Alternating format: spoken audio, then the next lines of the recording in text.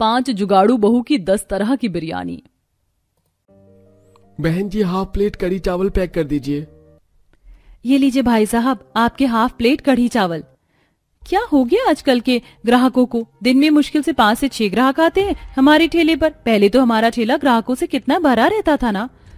अरे ग्राहक आएंगे भी कैसे? देखा नहीं है आसपास कितने लोग ने रोल, समोसे, फिंगर, चाउमीन, मोमोज की दुकान खोली। इन चटपटे व्यंजनों के सामने कौन कढ़ी चावल और दाल चावल खाना पसंद करेगा? लेकिन चलो, कम से कम कमाई तो हो रही है, बंद थोड़ी ना हुई है। मुझे नहीं लगता अब कोई ग्राहक आने वाला है। चलो घर चलते हैं। पांचों बहुएं अपनी कढ़ी और दाल चावल का ठेला लेकर घर आ जाती हैं। वहीं घर के बाहर उनके पति सब्जियों की खेती कर रहे होते हैं। कई बार तो हमने तरह तरह की सब्जियों की खेती की है ना। मुझे लगता है इस साल हमारे बड़े आराम से गुजर जाएगा। उनकी कृपा रही तो कमाई भी अच्छी हो जाएगी। मैं अब सारी सब्जियां तोड़कर ठेले पर रख लेता हूँ। तुम लोग भी ये बाकी सब्जियां ले जाओ। सब्जी बेचने के लिए मंडी जाते हैं। पांचों बहुएं घर आकर घर के कामों में और खाना बनाने में लग जाती हैं।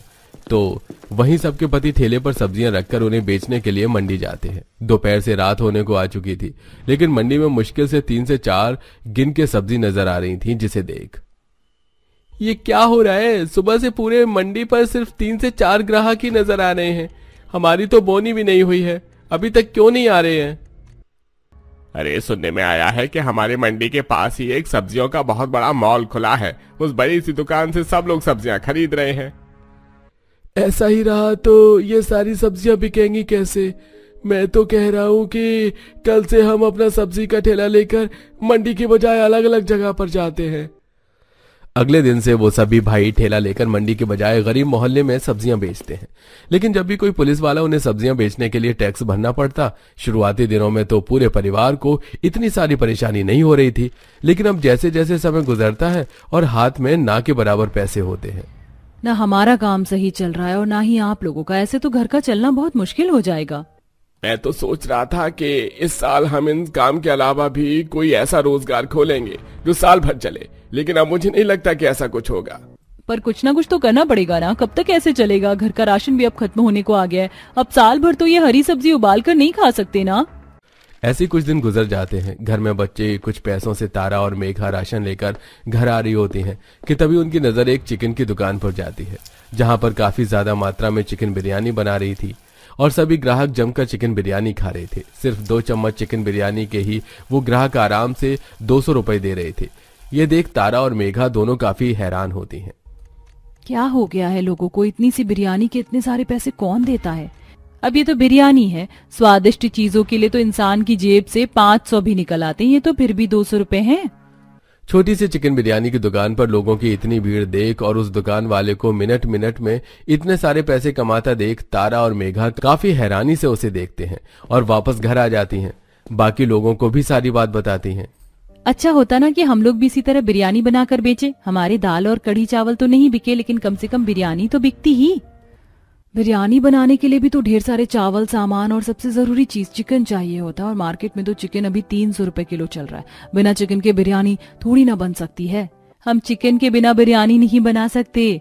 बिरयानी कई तरह की होती है। मटर बिरयानी, पनीर बिरयानी, सोयाबीन बिरयानी, वेज बिरयानी की तो लंबी लिस्ट है। हम चाहे तो वेज बिरयानी बना सकते हैं और सब्जी तो हमारे पास में थोड़ी बहुत है। सब्जी वगैरह तो है हमारे पास और मसाले भी हम कहीं ना कहीं से ले आएंगे। लेकिन चावल का क्या करें? बिरयानी के लिए तो खिले हुए और बड़े बड़े चावल चाहिए होते हैं और हमारे पास इतने पैसे नहीं है कि हम इतने चावल खरीद सकें। चावल के नाम पर सभी बहुओं की सुई आकर रुक जाती है और ऐसे ही 2 से 3 दिन गुजर जाते हैं। श्रुति और कोमल आंगन में बैठकर कपड़े धो रही होती है कि तभी उनके पड़ोस में रहने वाला 45 वर्षीय सुधीर उनके आंगन में आता है। सुधीर भाई साहब, आप यहाँ बताइए, कुछ काम है क्या? अरे आप लोग तो जानते हैं कि मैं इस साल चावल की खेती की थी, लेकिन कटाई के समय सभी मजदूर गांव चले गए। अब मैं चावल की खेती की कटाई कैसे करूं? बाहर मजदूरों को बोलूंगा तो वो मुंह फाड़ के पैसा लेते हैं। और सच कहूं तो सबसे बेटे की शादी है। जेब में पैसों की तंगी आ चुकी है। क्या आपकी नजर में कोई मजदूर है जो कम पैसों में, या मैं उसे कटाई के बदले 10% चावल का हिस्सा दे दूंगा तो वो मेरी सारी कटाई कर देगा? सुधीर की बात सुनकर कोमल के दिमाग की बत्ती जलती है। अगर भाई साहब हम लोग आपके खेत की कटाई कर दें तो क्या उसके बदले आप हमें 10% चावल देंगे? वहां क्यों नहीं, आप करें या कोई और, मुझे तो बस चावल की कटाई से मतलब है। अगले दिन अपने पतियों के साथ सुधीर के चावल के खेत में जा पहुंचती हैं, जहां वो सब अच्छे से कटाई कर ध्यान से चावल अलग कर लेते हैं और सुधीर उन्हें अपने कही मुताबिक 10% के हिसाब से 7 बोरी भरकर चावल दे देता है, जिसे देख अब वो सभी बहुएं काफी खुश होती हैं। चलो आखिरकार हमने मेहनत जुगाड़ से सारा सामान इकट्ठा कर लिया है। अब कल से हम लोग बिरयानी बनाएंगे और भेजेंगे, लेकिन बिरयानी बनती कैसे है? एक काम करते हैं, हम लोग वेज बिरयानी में पनीर मशरूम और कोफ्ता बिरयानी बनाते हैं। बचपन में मैंने एक बार हैदराबादी बिरयानी खाई थी और शादी से कुछ समय पहले मुरादाबादी बिरयानी। दोनों काफी ज्यादा लजीज होती, मेरे मुंह में तो अभी से पानी आ गया। अरे अब तुम लोग बातें ही करती रहोगी, तैयारी भी करोगी और हम कुछ मदद करें? ये हमारे बिना ही सब कुछ हो जाएगा। कैसे हो जाएगा? सब्जी वगैरह तो आप ही काटोगे ना। चलिए अब सब बैठ जाइए और सब्जियां काटते हैं। अपने पतियों के साथ मिलकर कम से कम 3 से 4 तरह की अलग अलग बिरयानी बनाती हैं और अगले दिन उन्हें बेचने के लिए निकल जाती हैं। ठेले पर अलग अलग बिरयानी के नाम देख कुछ कस्टमर उनके पास आते हैं।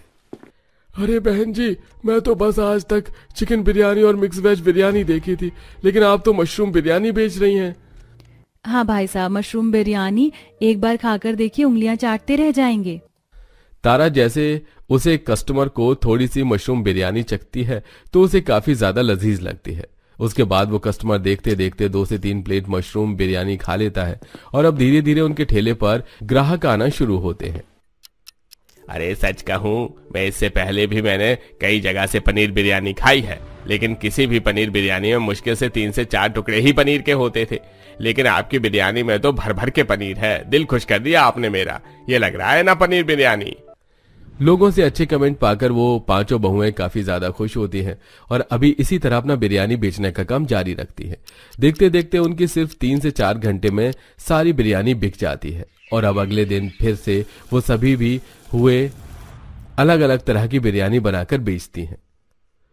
अरे खाने को हमारे ऑफिस में भी खाना मिलता है, लेकिन इतना बकवास खाना क्या बताएं।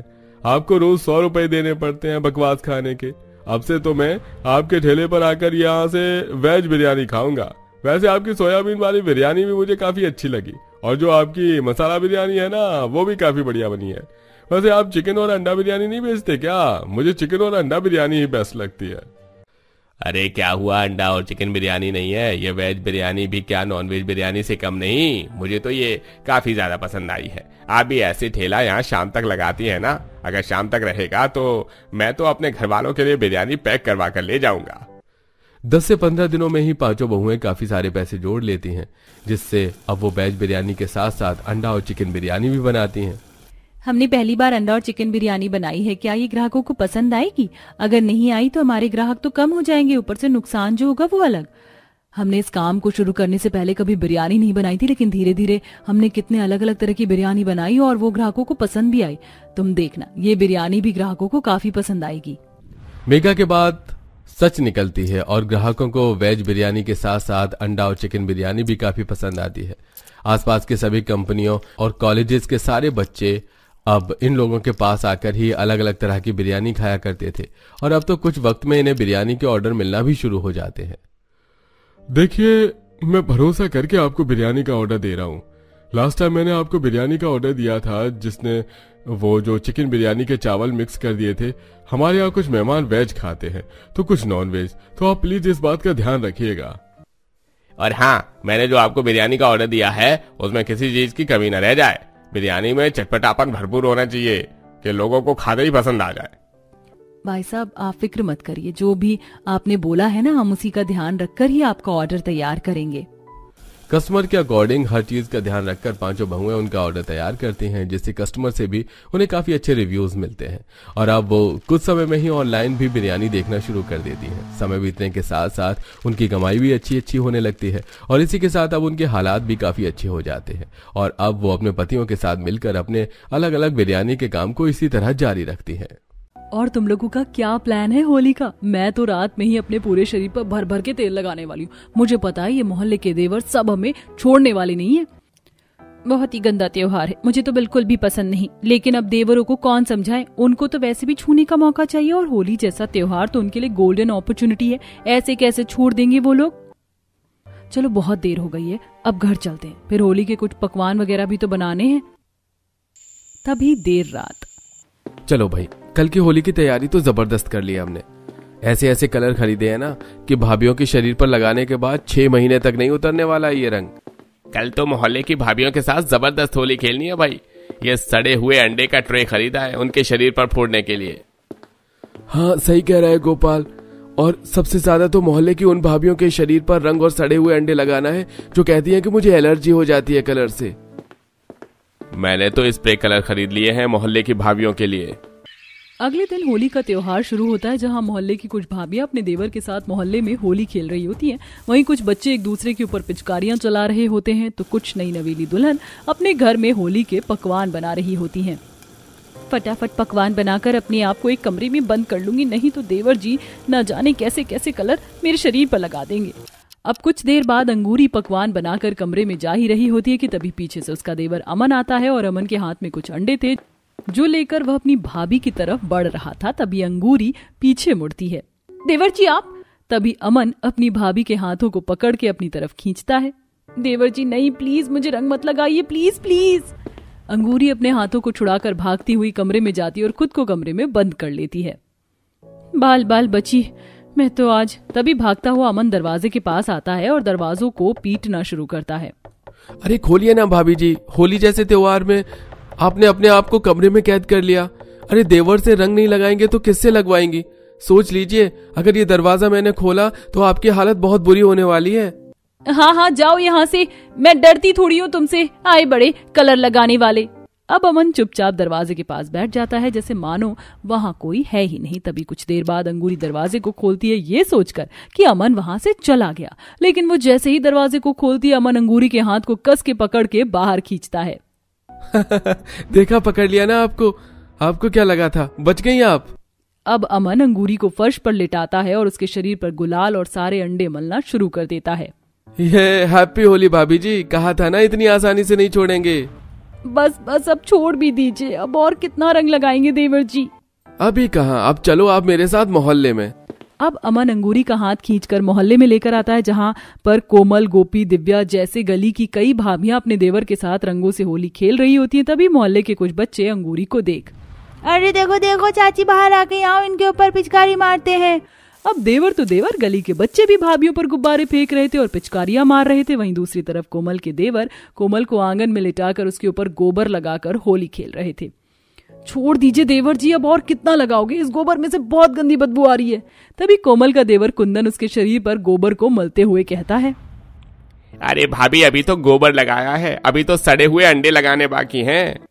कुंदन की बात सुन कोमल कुंदन को धक्का देते हुए आंगन से उठ मोहल्ले में आती है। तभी वहां पर मोहल्ले के देवर गोपाल और किशन कोमल का हाथ पकड़ लेते हैं।